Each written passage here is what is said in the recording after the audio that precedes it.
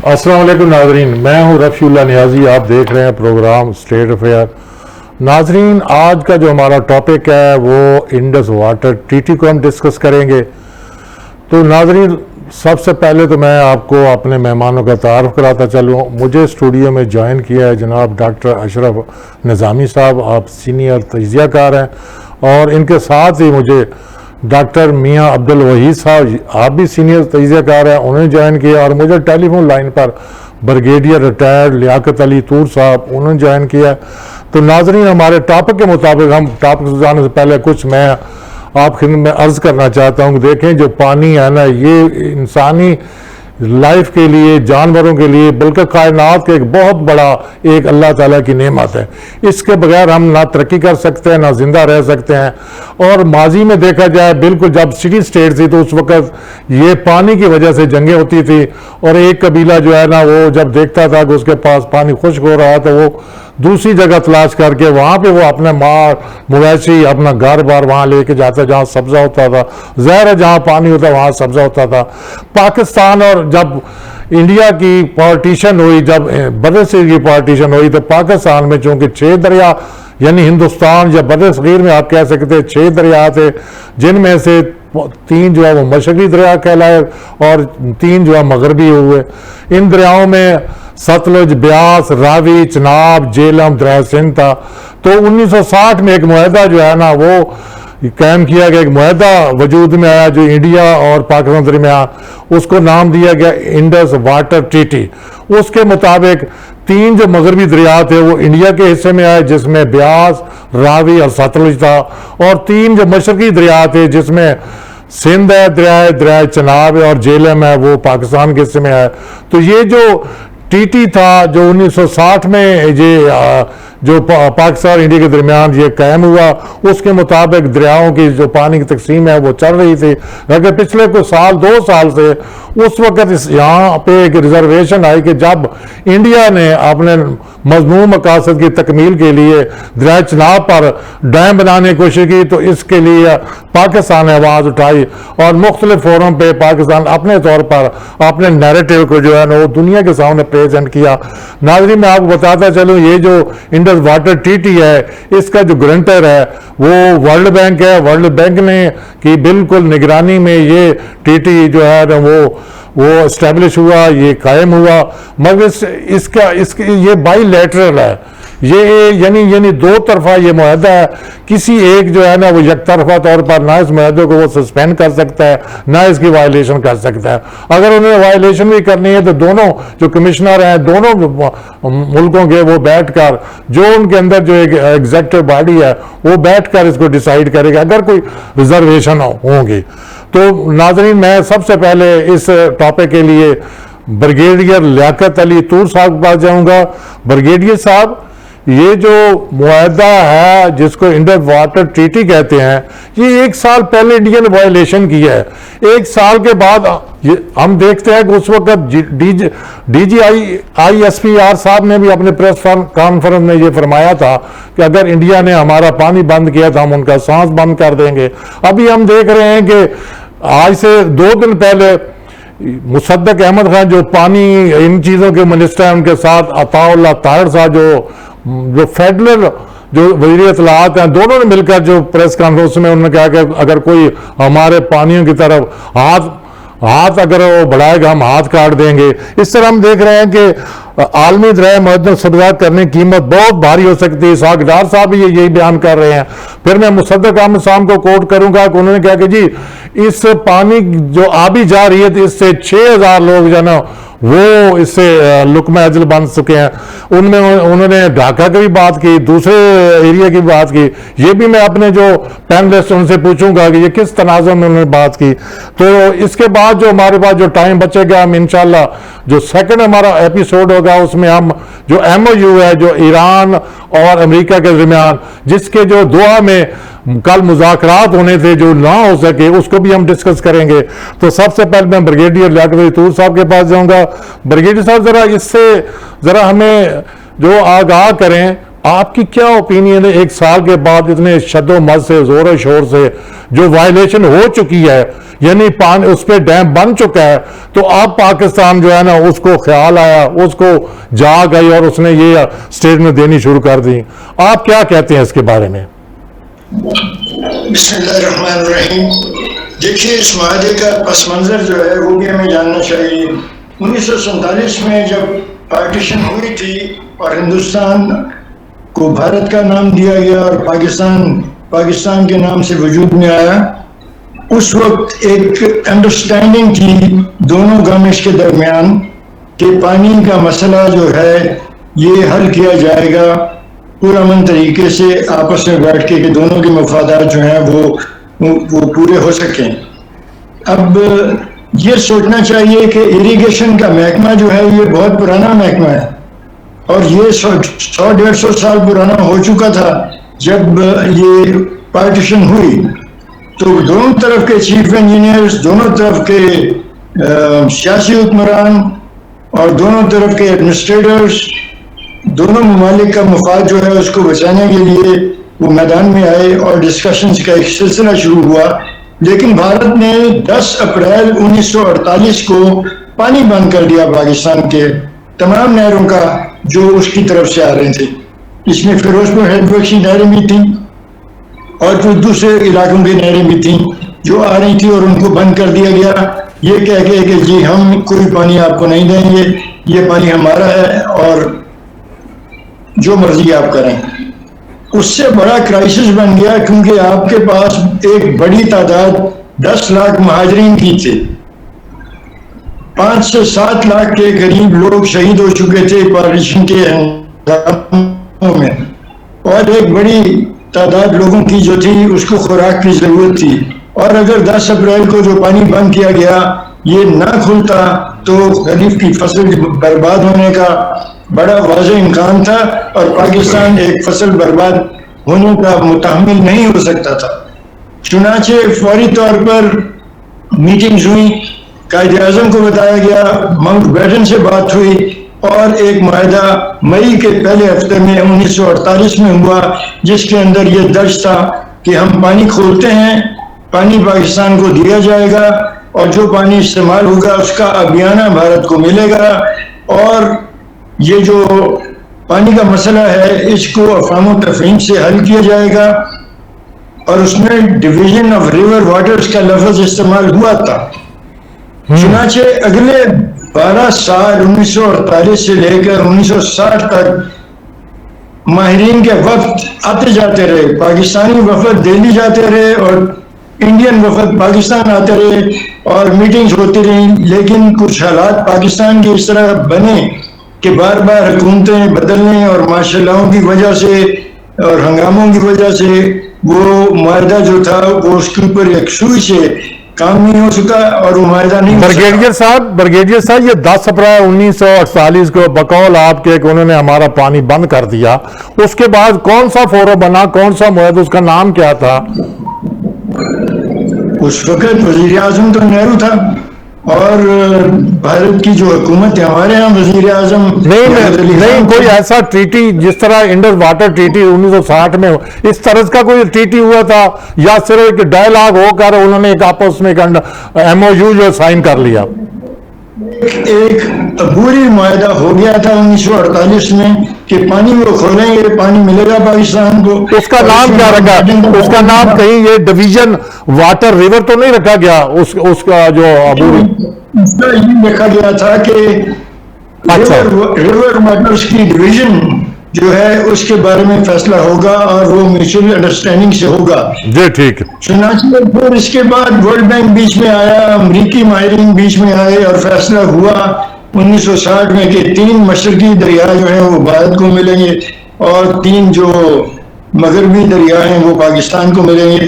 भारत को इस तरह से तकरीबन 36 मिलियन एकड़ फुट पानी मुयसर आया और पाकिस्तान को 130 मिलियन एकड़ फुट पानी मुयसर आया क्योंकि जो दरिया पाकिस्तान को मिले वो बड़े दरिया थे, चनाब, झेलम और सिंध। जो दरिया भारत को मिले वो रावी, सतलुज और ब्यास थे। वो तीनों कंपैरेटिवली छोटे दरिया थे बहरहाल ये माहदा हुआ और इस माहदे के अंदर बड़े बड़े हमारे नामवर माहिरीन जो थे इरिगेशन के उस वक्त दोनों सिमत से वो शामिल हुए और एक ट्रीटी अयूब खान और नेहरू के दरमियान साइन हो गई और इस ट्रीटी को इंडस वाटर्स ट्रीटी कहते हैं। वाटर्स इसलिए कहते हैं कि इसमें 6 दरियाओं के पानी का मामला था और इसको जिसको सिंध की तहजीब कहते हैं, वादी सिंध जो है उसमें ये तमाम दरिया मिलते हैं पंजनस के मुकाम पर। अब इस ट्रीटी की वायलेशन जो है भारत कर रहा है। हमारी कोताहियां ये है कि हमने इस मंसूबे के मुताबिक जो प्लानिंग की उस प्लानिंग को हम उसके साथ ना दे सके। कालाबाग डैम का मसला बन गया, मंगला बना, मंगला के बाद कालाबाग डैम बनना था, उसको सियासत की नजर कर दिया गया, चुनाचे तरबेला बना। Sir this was internal issue sir. आज हम बात जो कर रहे हो बैन अवी बात कर रहे हैं, एक सी टू सी कंट्री।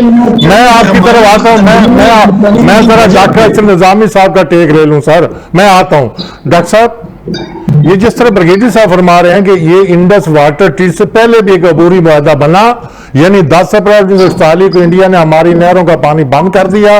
उसके बाद फिर दोनों प्राइम मिनिस्टर बैठे, उन्होंने बैठकर एक अबूरी जो है ना वो मुआहदा किया। उसमें फिर उन्होंने कहा कि भारत को, जिस तरह ब्रिगेडियर साहब फरमा रहे कि भारत को आप बयाना दिया जाए। एक तो आप ये बताएं, दूसरी ये बताएं कि ये अब इसका जो बेहतरीन हल क्या था? क्या ये नहीं था कि वो इंडिया को डिमार्च करते और वो उस वर्ल्ड फोरम पे जाते, वर्ल्ड बैंक के पास जाते पाकिस्तान? 1 साल के बाद अब वो इसमें इतनी बड़ी तेजी आ गई है, पहले क्यों सोए रहे? इसको भी एलैबोरेट करें सर। बिल्कुल सही बात है, बिल्कुल दुरुस्त बात है। ब्रिगेडियर साहब ने बड़ी इंपॉर्टेंट तस्करा किया 1948 का कि ये हमारा पुराना जो मसला चल रहा था पानी का इंडिया के साथ, एंड दैट वाज इन 1948, और कोई ना कोई हमारी अंडरस्टैंडिंग इंडिया के साथ हुई, अच्छी हुई बुरी हुई, whatever it is, as he said. मैं अर्ज करूं न्याजी साहब, जितना सा मुझे इल्म है कि दुनिया के अंदर कानून ये है, आलमी कानून, के जहां पे जाके दरिया गिरता है वो जो होता है मालकाना हकूक, वो जो होता है उस मुल्क के होते हैं, उसका पानी बंद नहीं किया जा सकता। मीन बाय कि पाकिस्तान जो बना, मैं नहीं कहता कि तकसीम हुआ, India was not divided, India कभी मुश्तरका या मुत्तहिदा इस किस्म का नहीं था। That was the creation of Pakistan और creation of India to my understanding, and lately it created the Bangladesh. तो उस क्रिएशन के नतीजे के अंदर जो Pakistan, we were lucky one कि हमारे साथ 6 दरिया जो थे वो यहाँ पे आते थे। अब ये देखना कि इंडिया ने बंद कर दिया और इंडिया ने वही अपनी जो कि अभी तक हमारे साथ चल रही है, 6 नहीं 5 है, छठा तो ब्यास इंडिया से निकल इंडिया में चला जाए। ब्यास ये 7 आके मिल जाता है ना सर हमारे बॉर्डर के साथ, थोड़ा सा चले मान लेते हैं कि सतलुज को चले, अगर हम ये भी मान लेते हैं, ठीक है, ठीक। सतलुज और इसके साथ देखे कितना लंबा निकाल के, और सतलुज को और हमारा जो है इसको रावी को, इसको सैलाब करने के लिए थोड़ा सा आगे जो सारा इलाका जाता था, और ये हमारे जरखेज इलाके थे, ये जरखेज इलाके थे जहां पे बुनियादी तौर पे हमारी काश्तकारी होती थी। उस काश्तकारी को, उन दरियाओं को छोड़ देना, मैं समझता हूं कि अगर ब्रिगेडियर साहब या डॉक्टर साहब कुछ फरमाएंगे तो यकीनी तौर पे मेरे लिए भी ये इजाफा होगा, लेकिन जितना मैं समझता हूं कि दरिया उन्हीं के साथ है। हमारे साथ कुछ और दरिया भी आते हैं, हमारे साथ दरियाए सवात भी है जो पाकिस्तान के अंदर आता है, बहता है, और दरियाए काबुल भी आता है। और न्याजी साहब आपको पता है ना कि इसने अफगानिस्तान ने, इंडिया ने वहां पे दरियाए काबुल के ऊपर भी बंद बांध के और उसको पानी को रोकने की जो कोशिश कर रहे हैं। अफगानिस्तान में या इंडिया ने? अफगानिस्तान सर, दरिया काबुल तो इंडिया से आता है, बट अफगानिस्तान से आता है, लेकिन इंडिया इज देयर। ये दरिया काबुल की बात कर रहे हैं, सवाल दरिया काबुल की सर, इंडिया से आता है ना सर, अफगानिस्तान से, जी सर, दरिया काबुल नाम इटसेल्फ, मुझे पता है जी सर। तो उसके ऊपर भी इंडिया ने, और बिल्कुल बैन ही वैसे इंडिया जाके वहां पे जो है चमत्कार दिखाता है, जैसे ईरान के अंदर जाके उन्होंने पाकिस्तान के अगेंस्ट एक जो थी बाकायदा तौर पे पोर्ट जो है वहां पे 4 बार के नाम से जो बनानी शुरू कर दी थी, ताकि हमारी गवादर जो है उसको नुकसान। बदकिस्मती है कि इंडिया जो है कि वो अपनी एक रवायती हट धर्मी और पाकिस्तान को नुकसान पहुंचाने की उसके अंदर जबिल्लत और उसके मतलब कोई डीएनए के अंदर ये चीज शामिल हो गई है। वेराज मैं समझता हूं कि अल्हम्दुलिल्लाह हमारे यहाँ पाकिस्तान, वो भले कोई भी हमारी क़यादत हो, वो मिलिट्री वाले दोस्त हों, या मिलिट्री का रजीम हो, चले अगर दोस्त नहीं कहते तो, या यहाँ पे जमहूरी रवैये हों, तो जब भी आए एंटी इंडिया उस किस्म का स्लोगन लगा के नारेबाजी होती है, बिल्कुल जैसे आपने तस्करा किया कि हम हाथ तोड़ देंगे, सांस बंद कर देंगे, ये सारे। लेकिन इनका मेरे नजदीक मैं नहीं समझता कोई फायदा। और आपने बिल्कुल दुरुस्त फरमाया कि अगर इंडिया कर रहा था तो क्या इंडिया के एम्बेसडर को बुलाया गया, इंडिया को ये पकड़ाया गया कागज के, हम इसके ऊपर एहतजाज करते हैं, और जब वो सारा डैम बन गया तो अब जाके हमें ये आ रही है कि हम होश के नाखुन लें या वो इंडिया को करें। एक मैं तस्करा करूंगा कि आलमी अदालत के अंदर जब पाकिस्तान इस डैम के अगेंस्ट गया था तो उन्होंने भी न्याजी साहब कुछ फैसला किया था। जो आलमी अदालत ने फैसला किया था उसके मुताबिक ये था कि पानी का फ्लो जो है उसको नहीं रोक सकता, लेकिन चलते हुए पानी के ऊपर वो कुछ भी कर सकता है। तो देयर वाज द अंडरस्टैंडिंग कि इतने क्यूसेक पानी जो पाकिस्तान को मिलेगा। ये आईसीजे का डॉक्टर साहब, ये ICJ international court of justice का वर्डिक्ट है। जी जी जी जी, ये तो जो चलते पानी रोक नहीं सकते। जी जी जी, ये तो बड़ा मशहूर मतलब मुकदमा था जिसके साथ इंग्लैंड से हमारी जाके पाकिस्तान की तरफ से वकील गए थे, इंग्लैंड से हायर किए गए थे इसी पानी के मसले के ऊपर। लेकिन जो फैसला आया था, जितनी मेरी इत्तला तो उसके मुताबिक कितना जितना मैंने मतलब मैं याद कर सकता हूँ या जो मेरी याददाश्त बताती है। जी ठीक है। मैं डॉक्टर मियां प्लीज डॉक्टर साहब, डॉक्टर मियां अब्दुल वहीद साहब, आप मुझे ये बताएं, जिस तरह डॉक्टर अशरफ निज़ामी साहब फरमा रहे हैं, क्या ये जो इंडस वाटर ट्रीटी है, इसको क्या यूएनओ कवर है? अगर यूएनओ कवर है तो क्या हम यूएनओ के फोरम पे जाके इस वायलेशन या इस आबी जारिया जो इंडिया ने की है, इसको हम वहाँ पे उठा सकते हैं? बिस्मिल्लाहिर्रहमानिर्रहीम।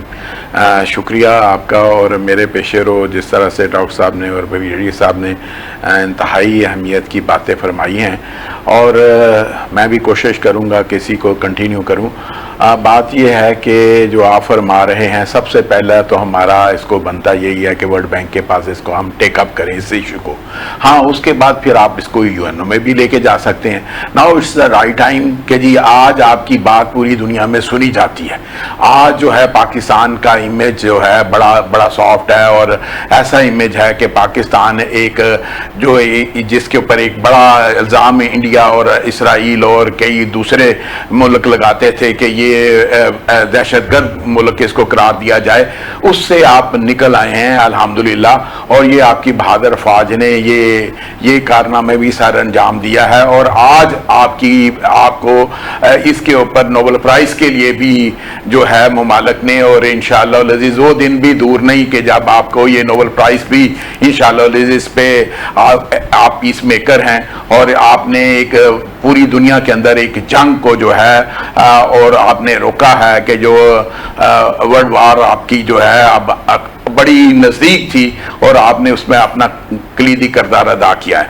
और आपके वाली बात है कि फिर हम इसको टेकअप कर सकते थे कि हम इसको यूएनओ में लेके जाएं, फिर हम आपको इंटरनेशनली इसको हम कर सकते थे कि जिस तरह से अभी आपने एक कॉन्फ्रेंस की है इस्लामाबाद में, आप इसको दूसरे ममालिक में भी देखें ना। इस वक्त जो आपके साथ आपके पड़ोस में सबसे बड़ा आपको सपोर्ट कर रहा है वो चाइना इसी इशू पे आपको सपोर्ट कर रहा है, और इसी तरह आपको दीगर ममालिक भी आपको इस वक्त आपको ये कर रहे हैं। और मेरी जो है मुझे ये समझ आती है कि अगर ये इंडिया की हार्दर्मी रही तो अब ये दिन फिर दूर नहीं कि अब फिर जंगे पानी के ऊपर होंगी, और फिर ये जो रवायत अब इंडिया ये डाल रहा है कि अब ये कर रहा है कि जो पानी जहां पे ये उसका भाव है उसके भाव के ऊपर आप कट लगा के और आप डैम भी बना लें और उसकी जरूरियात को आप खत्म कर दें उस मुल्क की, और फिर आपके ऊपर यही होगा कि फिर जो उससे ऊपर जो बैठे हुए हैं वो फिर आपका पानी भी बंद कर देंगे, फिर उससे ऊपर जो और बैठे हुए हैं वो भी फिर, और फिर ये दुनिया में एक पूरी दुनिया में ये रवायत कायम हो जाएगी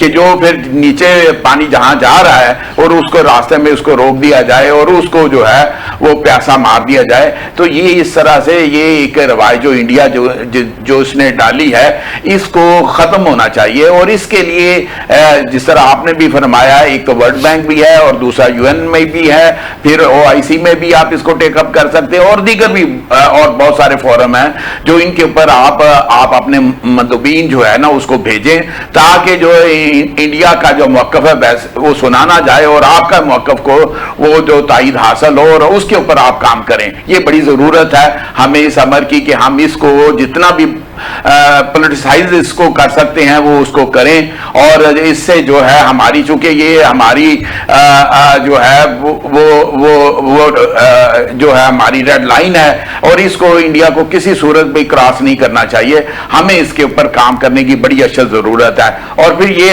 एक और बात भी जो है, इससे भी हमने सीखना चाहिए। जो इससे पहले हमारे कमिश्नर थे जैसे जमात अली शाह थे, कि जिन्होंने इसको इस मामलात को जो टेकअप करना था और उन्होंने नहीं किया, और वो ये ऐसे हैं, आप मुल्क से बाहर भाग गए हैं, आप इनको भी तो लेके आए इस मुल्क के ऊपर और इनके ऊपर भी मुकदमा बनाएं। क्या किया इन्होंने? पाकिस्तान का मुकदमा क्या लड़ा इन्होंने? आज वो, और ये वही थे जो खरीदे हुए थे इंडिया के, और उन्हीं को ही हमने ये मामलात कर दिए कि वही इस इश्यूज को टेकअप करें। तो ये तो उन्होंने देख लिया कि क्या किया आपके साथ, और आपका मुकदमा जहां उनको लड़ना चाहिए था वो उन्होंने उस मुकदमे को उस तरह से नहीं लड़ा। अब हमें इसको भी देखना है, और आइंदा के लिए भी हमें इसके देखना है कि हम जिनके हाथ में ये चीजें जाएं, क्या उनकी दयानत के ऊपर कोई उंगली ना उठा सकता हो। और इस तरह से इसी तरह हमारी जो पॉलिटिकल मामलात हैं उनको भी हमें देखना है। जैसे कि हमारा ये जो डैम है, जो केपी वाला जो डैम था, जिसको बड़ा पोलिटिसाइज किया है इंडिया ने भी, और हमें अगर कालाबाग डैम बन जाता, ये इसके सबसे ज्यादा फायदे जो है वो केपी को होते, और उसके बाद पंजाब को, और फिर सिंध को भी इसके होते, कि आपको सारा साल पानी मुयसर आता। वहां पे उनकी रिजर्वेशन है। देखें, वो केपी के जो रिजर्वेशन है वो कहते हैं कि हमारे पास पहले भी हिल एरिया है और लैंड, एग्रीकल्चर लैंड नहीं है, आप अगर डैम बनाएंगे सिपे जाएगी, हमारी ज़मीन बंजर हो जाएगी, हमें नुकसान होगा। इसी तरह जो वो कहते हैं सिंध वाले, उनके ये भी एक रिजर्वेशन थी कि अगर आप इधर डैम बनाएंगे, पानी रोक लेंगे, पानी नीचे नहीं आएगा, हमारी ज़मीनें बंजर हो जाएंगी। चेयरमैन आपका थे वो केपी के ही, क्या मुझे इंजीनियर हाँ जी बिल्कुल। तो उन्होंने देखे ना, वो जो केपी से थे जिनका ताल्लुक वो था, इसकी हाइट कम कर दें, मुझे पता है उसके बात यह है कि ये मिल बैठ के इस इश्यूज को रिजॉल्व किया जाना चाहिए था, और हमें इसके ऊपर सूबों को इत्मीनान में लेना चाहिए था। हमें ये नहीं है कि ये पंजाब कहे कि ये जोर दे, बिल्कुल जोर दे पंजाब, लेकिन वो बाकी सूबों को भी। अब सिंध की जो बात है कि सिंध को, मैं जरा ब्रिगेडियर साहब के पास जाऊंगा। ब्रिगेडियर साहब, ये मियां डॉक्टर मियां अब्दुल वही साहब फरमा रहे हैं कि ये जो कालाबाग कालाबाग डैम है उसको नहीं बनाया गया। हमारा आज का जो सब्जेक्ट है वो तो है इंडस वाटर ट्रीटी है। हाँ, मैं ये सिर्फ इतना आपसे पूछूंगा, जैसे डॉक्टर अशरफ निजामी साहब फरमा रहे हैं कि चूंकि already international court of justice का वर्डिक्ट आ चुका है, तो हमारे पास एक डॉक्यूमेंट, एक जुडिशियल एक एविडेंस है, और इसके बावजूद हम इस जो इशू को वो टेकअप नहीं कर रहे बिफोर द यूएनओ या वर्ल्ड बैंक। तो इसकी में किसकी गलती है? आप इसको कैसे देखते हैं? अभी जो सब तो गुजर गया, लकीर पीटने से फायदा तो नहीं होता। जमात अली शाह ने पाकिस्तान के साथ वफा नहीं की, ये वही देखा जो तीर खा के कमी गांठ की तरफ, तो अपने शाह साहब को रात हो गई हमारी, और वो मुल्क से ही भाग गए क्योंकि उन्होंने गलत काम किया हुआ था। लेकिन अब इस वक्त जो सूरत हाल है वो ये है कि भारत पाकिस्तान के ऊपर आबी जारहियत किए हुए है, और जब हमारे अवाम की जिंदगी को खतरा लाक होगा तो हमारा बहैसियत रियासत पाकिस्तान का फर्ज है कि उस खतरे से निपटने के लिए तैयारी करे और वाज़ेह सिग्नल दे। और मुझे खुशी है कि सिग्नल्स अभी दिए हैं, DGHPR ने भी दिया है और अब मिनिस्टर्स ने भी दिए हैं, मिनिस्टर फॉर इंफॉर्मेशन तारड़ साहब ने भी दिया है कि ये रेगुलेट होगी, और हम इसके लिए ताकत इस्तेमाल करने पर मजबूर होंगे, और अपने अवाम की जिंदगी बचाने के लिए पाकिस्तान का हक है फाइट करना, और हम फाइट करेंगे। और हमारे पास कैपेबिलिटी है, जहां ये इलीगल डैम बना रहे हैं उन इलाकों पर कब्जा करना हमारा कानूनी हक बन जाएगा अक़वाम मुत्तहिदा के चार्टर के तहत, और हम ये कर सकते हैं। और जब ये हमने किया तो फिर इंडिया को बहुत तकलीफ होगी। इसलिए बेहतर है कि जो उन्होंने स्ट्रक्चर बनाए हैं उनको डिमोलिश कर दें, वरना हम डिमोलिश करेंगे। और न सिर्फ डिमोलिश करेंगे बल्कि फौज कशी करके उन पर कब्जा कर लेंगे, क्योंकि वो हमारे डैम है, वो हमारा पानी है। और जब हमने ये किया तो कश्मीर का मसला भी हल हो जाएगा। इसलिए हमारा कम से कम कॉन्सेप्ट बिल्कुल क्लियर होना चाहिए कि अगर उन्होंने हमारे साथ ये अभी जारहियत की और पाकिस्तान का पानी बंद करने का कोशिश की, वो पानी जो इंडस वाटर ट्रीटी के तहत हमारा हक है उसको रोकने की कोशिश की। और जैसे उनका वजीर आजम कहता है कि मैं पाकिस्तान को प्यासा मार दूंगा, तो पाकिस्तान फिर लड़ेगा। और पाकिस्तान की लड़ाई की जो काबिलियत है उसकी एक झलक तुम देख चुके हो 4 दिन की, और आगे देखना चाहते हो तो आंखें चुधिया जाएंगी, अंधे हो जाओगे। पाकिस्तान अपने हक के लिए लड़ेगा, और लड़ना पाकिस्तान के हक के लिए हमारा रियासत का फर्ज बन जाएगा, क्योंकि अवाम की जिंदगी जो है उसको खतरा लाहक है, और उस खतरे से निपटना पाकिस्तान का फर्ज है। और अल्लाह की शुक्र है कि हमारे पास इस्तेदाद मौजूद है, इस्तेदाद मौजूद है, हम ये कर सकते हैं अगर हमें करना पड़ा तो। फिलहाल बड़ी अच्छी बात है, मुज़ाकरा हल हो जाए तो बहुत दुरुस्त बात है, लेकिन मुज़ाकरात से मसला हल नहीं होता और हमारे लोगों की जान पर बनती है, और पाकिस्तान में कैद साली का खतरा होता है, तो फिर पाकिस्तान लड़ेगा और दुनिया के कानून के तहत। ब्रिगेडियर साहब, ये जंग और कोई किसी मसले का हल है, ये तो आखिरी स्टेप है ना। आप सबसे पहले अकलो दानिश वाला जो तरीका है वो पहले इस्तेमाल करें, दुनिया को बताएं, अपना मुकदमा पेश करें दुनिया के सामने। मैं आपसे इत्तेफाक करता हूँ, हमें हर पुरअमन रास्ता इस्तेमाल करना चाहिए, लेकिन अगर पुरअमन रास्ते से ये बाज नहीं आते और पाकिस्तान का पानी बंद करते हैं, और जो डैम इन्होंने बनाए हुए हैं उन पर उसकी वजह से पाकिस्तान को नुकसान पहुंचाते हैं, तो फिर पाकिस्तान के पास क्या रास्ता है? बिल्कुल सही, बिल्कुल सही। करना गलत बात है। जंग मुल्की मुफाद के लिए, कौमी मुफाद के लिए जब जरूरत पड़ जाए तो जंग लड़नी चाहिए।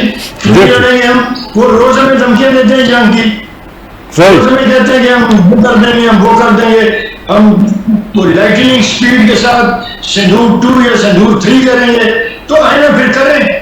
जब वो ये करेंगे तो हम अपना पानी का मसला भी हल कर लेंगे। इससे बेशतर कि हमें खुद करना पड़े। अगर उन्होंने पानी बंद किया, इस मामले पे बड़ा क्लियर होना चाहिए इंडिया को हमारी तरफ से मैसेज कि ये हमें जंग का जवाब दे देगा अगर आपने ये काम किया तो। बाकी ठीक है, आपकी बात से पूरा इत्तेफाक है, मियां साहब की बात से भी इत्तेफाक है, डॉक्टर साहब की, निजाम साहब की बात से भी इत्तेफाक है कि ये मसला बातचीत से हल हो जाए, बड़ी अच्छी बात है। गुड हो गया जी, ठीक। वो कर जाएंगे, हम कुछ नहीं करेंगे, बिल्कुल गलत बात है जी। ठीक हम करेंगे जी, ठीक। मैं डॉक्टर साहब, डॉक्टर अशरफ निजामी साहब जिस तरह ब्रिगेडियर साहब फरमा रहे हैं कि ये बात तो सही, where is I think India has been committed, यानी वाटर एग्रेशन। और हमने क्या किया है, पहले हमें जो रीजनेबल वो जो फोरम है वो उसको हम जाएं अपने एक मुकदमे लेके, उसके बाद फिर कौम सब मिलकर फिर हम जंग लड़ेंगे।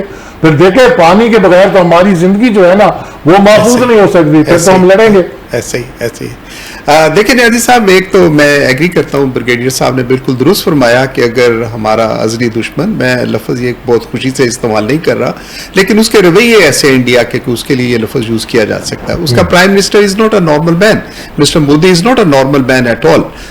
इस वजह से उसको कोई रेफरेंस बनाना कि वो क्या कहता है क्या नहीं, एक मतलब बावला आदमी है जो वो कहता है जो उसके दिमाग में या उसके आती है, और नेगेटिव आदमी से क्या एक्सपेक्ट है। और बाकी मैं बिल्कुल एग्री कर रहा हूँ, और ये बात दुरुस्त है कि तंग आमद बजंग आमद, ये तो मतलब इंटरनेशनल लॉ है, उसके अलावा तो हाल नहीं। मैं एक आपसे अर्ज करना चाहूंगा कि इंडिया ने कभी भी जो हमारे आलमी मुआहिदे उनको तस्लीम नहीं किया। आप जानते हैं कि इस सवाब राय के ऊपर जो था दैट इज द यूएनओ, और बदकिस्मती से कि यूएनओ भी अपने फैसलों के ऊपर अमल नहीं करवा सका। बनती है, सारा कुछ होता है, उन्होंने फैसला नहीं दिया और रेजुलेशन पेंडिंग पड़ी है। कौन सी? नहीं सर, देयर इज जो इस तस्वाब राय का बड़ा पक्का फैसला था सर सेल्फ जब जंग बंदी हुई। डिटर्मिनेशन की आप बात कर रहे हैं ना कश्मीरों के, जी बिल्कुल, हत्या खुद खुद इरादियत, वो रेजोल्यूशन पड़ी, उस पे आगे अमल नहीं काम हुआ। This is what I am saying the same. जी, ठीक। अब ये पानी के साथ आने के लिए जो आप फरमा रहे हैं और हमारे वज़रा ने भी फरमाया, DGISP आने का, बिल्कुल एग्रीड, देयर इज नथिंग। हमारा तो ये है कि मतलब मैं अपने आप को भी तो जरा देख लूं, जब ये विंडो पीरियड हमारे पास था कि हम दराए चनाब जो है जिस तरह से निकलता है कि पाकिस्तान के एरिया से निकलता है, दोबारा छोटी सी ब्रेक हम लेने लगे हैं, नाज़रीन छोटी सी ब्रेक के साथ हम दोबारा वापस आते हैं। Stay with